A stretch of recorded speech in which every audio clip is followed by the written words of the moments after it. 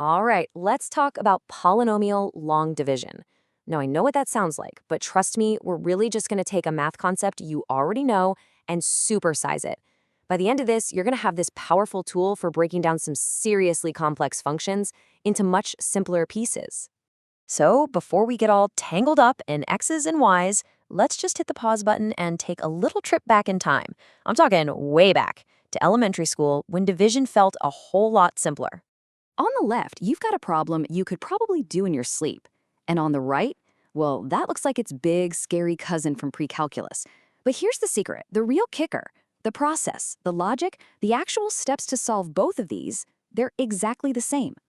No, seriously, if you can handle the problem on the left, you already have all the skills you need to crush the one on the right. It's really just about applying that same familiar logic to a few variables. You got this. So let's lay out the rules of the game. Like any good system, this one has a name and, more importantly, a super clear set of steps that we're just going to use over and over again. Okay, here's our roadmap. Let's just get the vocabulary down. The thing we're dividing up, that's the dividend. The thing doing the dividing is our divisor. The main part of our answer is the quotient. And, anything left over is the remainder. We're going to be throwing these words around a lot. And this, right here, is the engine that makes the whole thing go. It's just a simple four-step loop. Ready? Divide, multiply, subtract, and then just repeat. That's it. That's the whole game. We just keep running that cycle until the problem's solved. All right, enough talk. Theory is fine, but math is something you learn by doing. So let's roll up our sleeves and walk through our first problem together. You'll see this four-step algorithm in action. Here we go. We set it up just like you remember from back in the day. The dividend, x squared plus 5x plus 6, that goes inside the little house.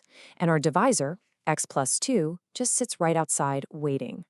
Okay, let's start the cycle. Step 1, divide the leading terms. So x squared divided by x, that just gives us x, right?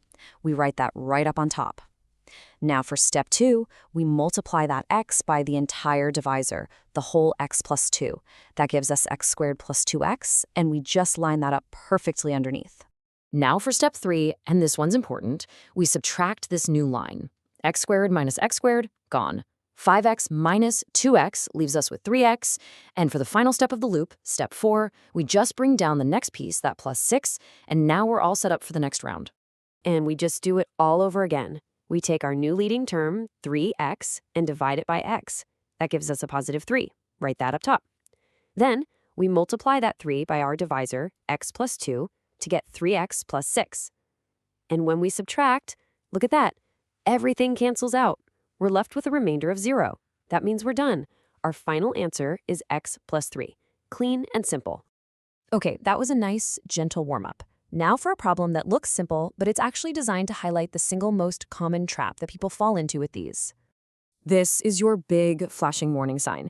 Anytime you see a polynomial that kind of skips a power of x, like going from x cubed straight to a number, alarm bells should be going off in your head. So here's the deal. Our dividend, x cubed minus 1, it's missing the x squared term and the plain x term. To keep all of our columns lined up neatly when we subtract, it is absolutely essential that we add them back in as placeholders with a 0 in front. This isn't optional. It's the key to getting the right answer. So, after we run our four-step algorithm with those placeholders in, we get a beautiful clean answer. X squared plus x plus 1, and would you look at that? Another 0 for the remainder. You know what that tells us? It tells us that x minus 1 is a perfect factor of x cubed minus 1.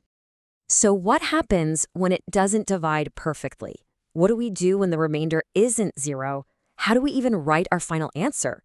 Let's jump into our last example and see how this all connects.